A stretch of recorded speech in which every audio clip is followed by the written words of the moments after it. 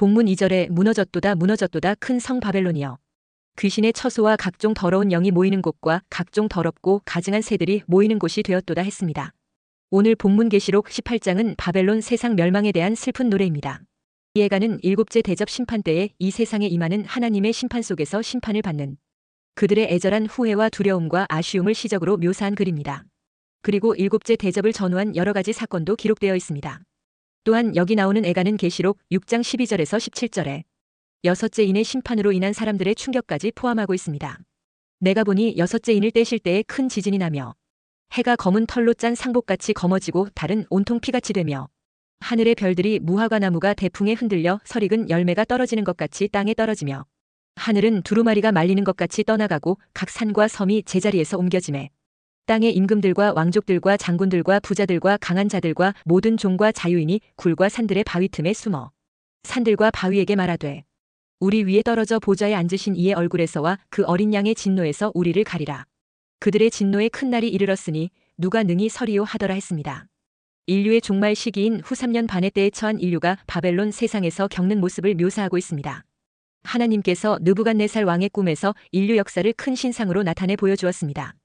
이 신상에서 느부갓네살 왕의 바벨론으로부터 세상 나라가 시작하고 나중에 역사의 최종적인 나라도 진흙과 쇠가 섞인 발의 나라인 적그리스도가 다스리는 큰 성 바벨론으로 비유하고 있습니다.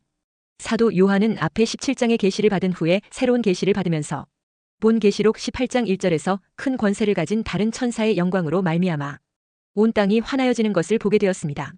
그리고 이 천사는 바벨론이 무너졌다고 외쳤습니다. 2절에 무너졌도다 무너졌도다 큰 성 바벨론이여. 귀신의 처소와 각종 더러운 영이 모이는 곳과 각종 더럽고 가증한 새들이 모이는 곳이 되었도다 했습니다. 여기서 큰 성이란 느부갓네살에 의해 지배를 받은 그 바벨론 성을 가리키는데 상징적으로는 종말의 적그리스도에 의해 지배되는 지구 전체를 가리키는 말입니다. 이 적그리스도는 지구에 자기의 통치 제국을 만들어 거대한 바벨론 성을 구축하게 됩니다. 그런데 이 큰 성이 무너지게 됩니다. 하나님의 심판으로 지구인 큰 성 바벨론이 파괴되는 일곱째 대접 심판으로 무너집니다. 그것을 이렇게 묘사하고 있습니다. 계시록 16장 17절에서 20절에 일곱째 천사가 그 대접을 공중에 쏟음에 큰 음성이 성전에서 보좌로부터 나서 이르되 되었다 하시니 번개와 음성들과 우레소리가 있고 또 큰 지진이 있어 얼마나 큰지 사람이 땅에 있어 온 이래로 이같이 큰 지진이 없었더라.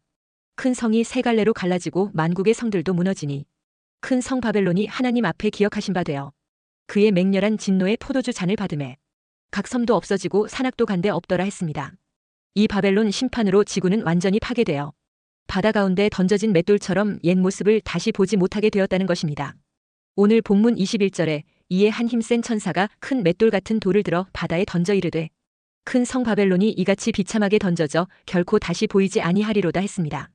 이 천사는 큰 성 바벨론이 무너진 원인에 대하여 음녀의 미혹으로 계시록 17장 2절에 땅의 임금들도 그와 더불어 음행하였고 땅에 사는 자들도 그 음행의 포도주에 취하였다 하고 있습니다.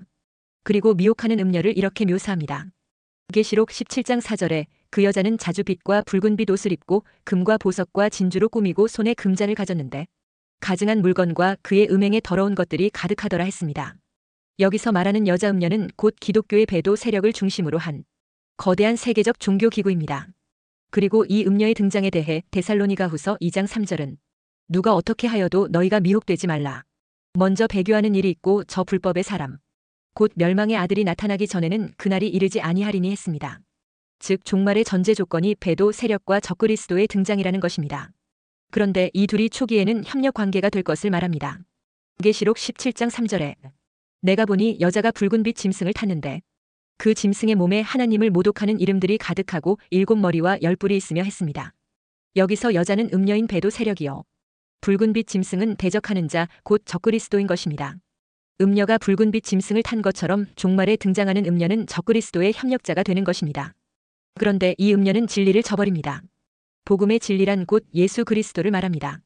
이들은 그리스도가 하나님의 아들 되심을 부인합니다. 또한 이들은 그리스도의 동정녀 탄생을 인정하지 않습니다. 심지어 그리스도의 십자가 대속의 죽음이나 부활도 믿지 않고 인정하지 않습니다.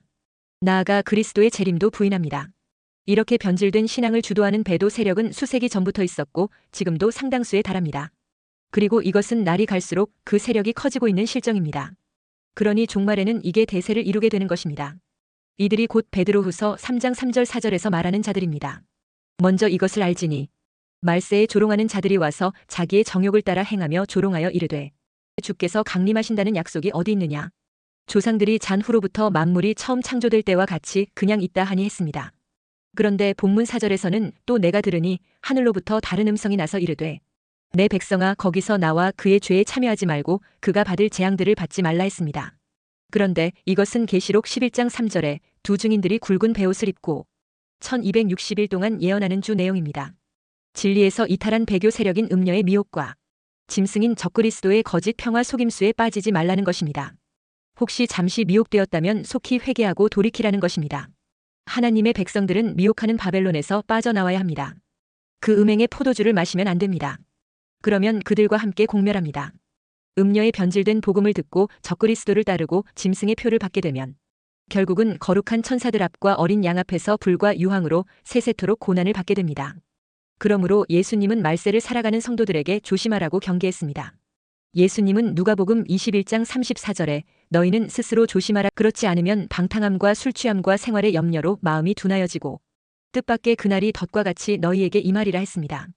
성도들이 세속적인 신앙에 빠져서 진리를 등지고 순종의 생활을 떠나면 음행의 포도주를 마시게 됩니다. 진리를 등진 자들을 심판하시려고 유혹의 영의 역사를 허용하신 하나님의 손에 빠져들게 되는 것입니다. 그러므로 그들 가운데서 속히 빠져나와야 합니다. 첫째, 장차 음녀와 음녀의 음행의 포도주에 취한 큰 성 바벨론 세상은 심판을 받게 될 것입니다.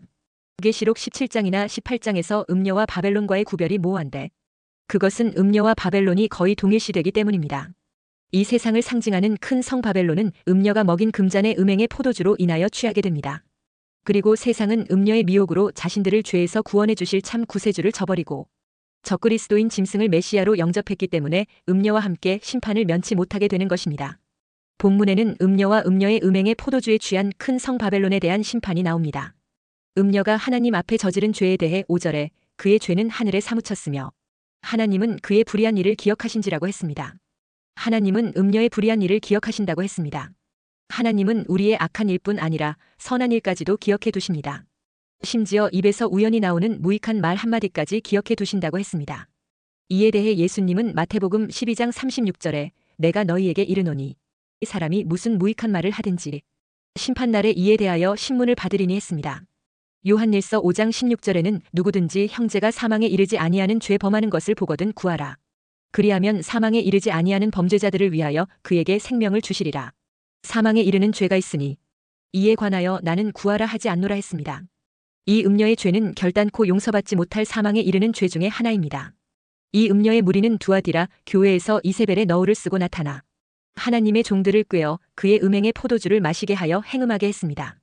하나님의 많은 종들은 이렇게 음녀의 세력권에 흡수되어 진리에서 이탈하게 됩니다.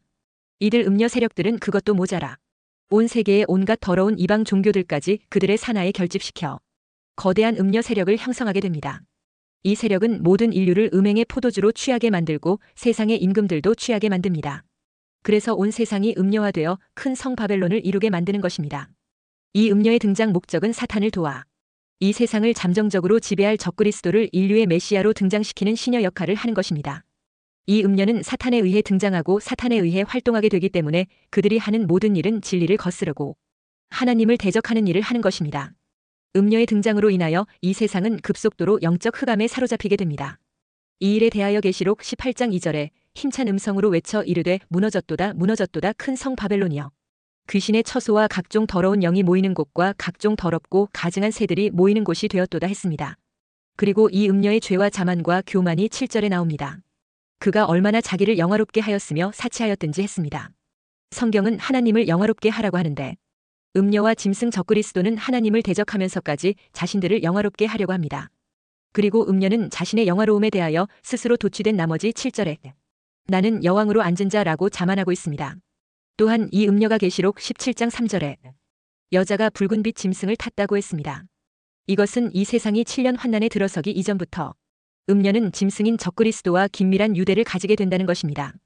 그리고 이들의 합동작전이 성공하여 짐승인 적그리스도로 하여금 세계를 제패하는 권세자로 등장시키게 만드는 것입니다.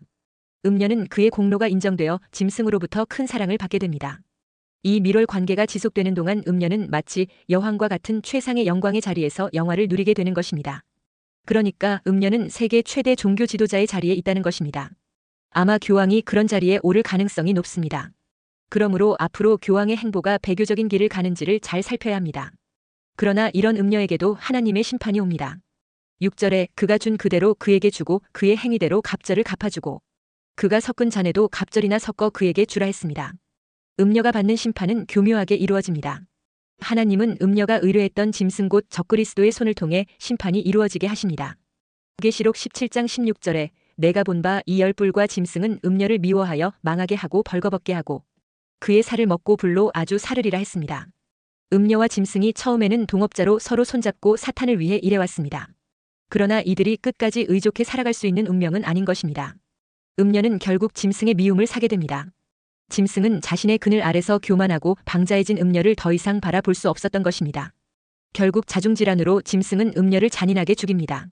그래서 8절에 그러므로 하루 동안에 그 재앙들이 이르리니 곧 사망과 애통함과 흉년이라 했습니다. 여기서 하루 동안이란 그들을 심판하는 기간이 그리 길지 않다는 뜻입니다. 음녀는 짐승과 열불의 칼날 앞에 제대로 한번 반항도 못해보고 멸망당할 것입니다. 또한 여기서 말하는 사망과 애통함과 흉년이란 짐승이 음녀를 죽이는 방법을 말하고 있는 것이 아닙니다. 음녀는 이미 짐승에 의해 망하게 되고 벌거벗기게 되어 불로 살라진다 했습니다. 둘째, 큰 성 바벨론인 지구가 불타고 멸망하는 것을 바라보고 땅의 왕들이 가슴을 치고 울며 무서워합니다. 하나님께서 이 지구에 쏟아 부으시는 7번째 대접 심판으로 인해 불타고 망하게 됩니다. 베드로 사도는 지구의 멸망을 이렇게 말했습니다. 베드로후서 3장 7절에 이제 하늘과 땅은 그 동일한 말씀으로 불사르기 위하여 보호하신 바 되어 경건하지 아니한 사람들의 심판과 멸망의 날까지 보존하여 두신 것이니라 했습니다. 베드로가 예언한 불의 심판이 하나님께서 이 지구에 쏟아 부으시는 7번째 대접 심판으로 성취됩니다. 음녀는 짐승과 열불에 의하여 심판을 받게 했는데 그 후 큰 성 바벨론은 하나님에 의하여 7째 나팔을 불면서 일어나는 7대접 심판 시 마지막 대접인 7번째 대접 심판으로 인해 불로 소멸당하게 됩니다. 지구의 멸망을 보며 9절에는 땅의 왕들이 애통합니다. 땅의 왕들이란 땅의 지배계층을 말합니다. 이 왕들 가운데는 열불도 있고 세계 도처에서 진리를 대적하며 교회를 핍박했던 자들도 모두 포함됩니다. 이들에 대해 9절 그와 함께 음행하고 사치하던 자들이라고 했습니다. 이들은 모두 음녀가 마시게 하는 음행의 포도주에 취한 자들이며 음녀와 함께 세상 향락을 누려온 자들입니다. 이들은 그 불타고 있는 세상의 연기를 보고 울고 가슴을 친다고 합니다. 무서워한다고 합니다. 이들의 모습을 계시록 6장 15절에서 17절에 땅의 임금들과 왕족들과 장군들과 부자들과 강한 자들과 모든 종과 자유인이 굴과 산들의 바위 틈에 숨어 산들과 바위에게 말하되 우리 위에 떨어져 보좌에 앉으신 이의 얼굴에서와 그 어린 양의 진노에서 우리를 가리라. 그들의 진노에 큰 날이 이르렀으니 누가 능히 서리요 하더라 했습니다. 그리고 11절에는 땅의 상인들의 애통이 나옵니다. 땅의 상인들이 그를 위하여 울고 애통하는 것은 다시 그들의 상품을 사는 자가 없음이라 했습니다. 상인들은 자기가 만든 물건이 팔리지 않으면 망합니다. 그때 세상은 이미 후 3년 반에 들어서면서 6째 나팔에서 일어난 둘째 화인 유브라데 전쟁으로 인해 온 세상은 폐허가 되고 맙니다. 그러니 모든 생산 설비가 파괴되고 계속되는 가뭄과 물가고로 인해 경기 침체가 오고 그 적은 물건도 팔리지 않는 것입니다. 그뿐 아니라 이 세상은 셋째 화인 7대접 심판에 들어서면서 온 세상은 성한 곳이 없이 황폐화되었습니다. 계속 무너져 내리는 큰 성 바벨론 지구는 이제 인류 멸망 직전에까지 이르게 됩니다. 그러니 물건을 팔아줄 사람들이 없는 것입니다. 이래서 상인들이 울고 애통할 수밖에 없습니다. 12, 13절에는 상인들이 장사해서 많은 돈을 벌게 했던 여러 가지 상품 이름들이 나와 있습니다. 그 상품은 금과 은과 보석과 진주와 세마포와 자주 옷감과 비단과 붉은 옷감이요. 각종 향목과 각종 상아 그릇이요. 값진 나무와 구리와 철과 대리석으로 만든 각종 그릇이요. 계피와 향료와 향과 향유와 유향과 포도주와 감나미와 고운 밀가루와 밀이요. 소와 양과 말과 수레와 종들과 사람의 영혼들이라 했습니다. 여기서 사람의 영혼들은 인신매매나 성매매를 의미합니다. 그리고 이런 여러 가지 상품들을 가리켜 14절에서 바벨로나 내 영혼이 탐하던 과일이라고 했습니다. 인류는 종말에 이를수록 점점 하나님을 떠나는 속도가 빨라집니다. 물질 만능 문화가 사람들의 마음을 잠식하여 참 생명이나 하나님의 은혜에 대해서는 관심이 없어집니다. 믿는 자들까지도 진리에서 등을 돌려 물질 만능을 따라가는 것입니다. 그러니까 그들의 영혼이 탐하는 것은 우리 참 생명이신 하나님이 아니라 세상 물질인 것입니다. 그러나 그들이 영혼으로 탐하던 그 물질과 좋은 상품들이 세상에 부어지는 맹렬한 심판의 불길과 함께 사라지고 말 것입니다. 14절에 맛있는 것들과 빛난 것들이 다 없어졌으니 사람들이 결코 이것들을 다시 보지 못하리로다 했습니다. 그러므로 결국 어떻게 됩니까? 요한일서 2장 17절에 이 세상도 그 정욕도 지나가되 오직 하나님의 뜻을 행하는 자는 영원히 거하느니라 했습니다. 우리는 세상의 허탄한 것으로 자랑할 것이 아닙니다. 이 세상에 있는 것들은 다 지나갈 것들이기 때문입니다. 그런데도 그 허탄한 것을 계속 자랑하는 것은 악한 것입니다. 야고보서 4장 16절에 이제도 너희가 허탄한 자랑을 하니 그러한 자랑은 다 악한 것이라 했습니다. 그러므로 우리는 이러한 허탄한 세상 자랑을 그치고 나를 죄와 파멸에서 건져주신 우리 주 예수 그리스도를 자랑해야 합니다. 재물을 신뢰하거나 자랑하지 말아야 합니다. 야고보서 5장 1절에서 3절에 들으라 부한 자들아 너희에게 임할 고생으로 말미암아 울고 통곡하라. 너희 재물은 썩었고 너희 옷은 좀먹었으며 너희 금과 은은 녹이 슬었으니 이 녹이 너희에게 증거가 되며 불같이 너희 살을 먹으리라. 너희가 말세에 재물을 쌓았도다 했습니다. 재물에 소망을 두지 말고 재물을 하나님이 주신 선물로 보아야 합니다.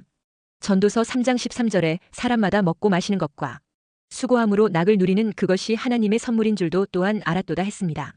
성도들은 결국 무너질 이 세상과 벗이 되려고 해서는 안 됩니다. 재물에 소망을 두어서도 안 됩니다. 하나님께 소망을 두어야 합니다. 그리고 세상 권력을 누리고 부한 자들을 너무 부러워해서는 안 됩니다. 거기에도 하나님의 공의로운 심판이 있음을 알아야 합니다.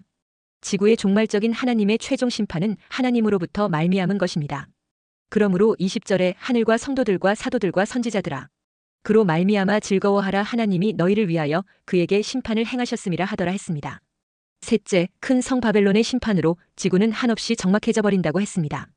우리가 살아가고 있는 이 지구는 결코 영원히 존재하는 곳이 아닙니다. 지구뿐 아니라 이 세상에 존재하는 모든 피조 세계는 창세전에 그리스도 안에서 구원하시기로 예정된 하나님의 백성들을 구원하시는 역사의 공간으로 만든 것입니다. 그러므로 하나님의 구원의 사역이 마치면 다시 창세 이전으로 돌아가는 것입니다. 이 지구는 하나님에 의하여 두 번 결판이 납니다. 한 번은 인류의 종말에 있는 일곱 대접 심판으로 불과 함께 새로운 세계로 재창조됩니다. 그리고 또 한 번은 새로운 세계인 천년왕국 후에 있을 지구의 완전 소멸입니다. 계시록 20장 11절에 또 내가 크고 흰 보좌와 그 위에 앉으신 이를 보니 땅과 하늘이 그 앞에서 피하여 간데 없더라 했습니다. 기존 세계가 사라져버리는 최종적인 심판의 모습을 보여주고 있는 것입니다. 본문 21절에 이에 한 힘센 천사가 큰 맷돌 같은 돌을 들어 바다에 던져 이르되 큰 성 바벨론이 이같이 비참하게 던져져 결코 다시 보이지 아니하리로다 했습니다. 로마서 8장 22절에 피조물이 다 이제까지 함께 탄식하며 함께 고통을 겪고 있는 것을 우리가 아느니라 했습니다. 하나님이 창조하실 때 모든 피조물들은 하나님 보시기에 아름다웠습니다. 그러나 인간 타락한 이후에는 피조물이 다 이제까지 함께 탄식하며 함께 고통을 겪고 있는 것입니다. 이처럼 저주 가운데서 탄식하며 고통을 당하는 피조물들이 천국왕국을 계승받게 할 수는 없습니다. 인간의 죄값으로 인한 인류의 최종적인 심판과 함께 모든 피조물들은 불로 완전히 소멸을 받게 되는 것입니다. 이에 대하여 스바냐 선지자는 스바냐 1장 2절 3절에서 예언했습니다. 여호와께서 이르시되 내가 땅 위에서 모든 것을 진멸하리라. 내가 사람과 짐승을 진멸하고 공중의 새와 바다의 고기와 거치게 하는 것과 악인들을 아울러 진멸할 것이라. 내가 사람을 땅 위에서 멸절하리라. 나 여호와의 말이니라 했습니다. 죄로 더럽혀지고 저주받은 이 세상은 일곱째 대접 심판으로 완전히 소멸되어 버리고 다시는 계속되지 못할 것입니다. 이제 하나님에 의해 새로운 세계가 탄생될 것입니다. 그 세계가 바로 그리스도와 그의 나라로 천년왕국입니다. 이 세계의 창조에 대하여 이사야는 이렇게 예언합니다. 이사야 65장 17절 18절에 보라 내가 새 하늘과 새 땅을 창조하나니 이전 것은 기억되거나 마음에 생각나지 아니할 것이라. 너희는 내가 창조하는 것으로 말미암아 영원히 기뻐하며 즐거워할지니라 했습니다. 이에 대해 베드로는 베투 3장 12절 13절에 그날에 하늘이 불에 타서 풀어지고 물질이 뜨거운 불에 녹아지려니와 우리는 그의 약속대로 의가 있는 곳인 새 하늘과 새 땅을 바라보도다 했습니다.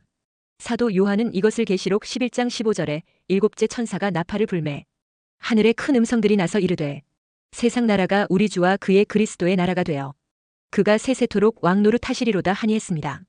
이 새로운 세계는 죄와 저주가 없는 회복된 에덴의 축복을 누리는 천년왕국입니다. 천년왕국에서 육신을 가지고 살아갈 자는 일곱 대접 심판 때에 보호를 받은 육신을 갖고 구원받은 자들이 될 것입니다. 그러나 이제 큰 성 바벨론 지구는 지나간 옛 세상이 되는 것입니다. 완전한 멸망을 한 것입니다. 그래서 21절에 이에 한 힘센 천사가 큰 맷돌 같은 돌을 들어 바다에 던져 이르되 큰 성 바벨론이 이같이 비참하게 던져져 결코 다시 보이지 아니하리로다 했습니다.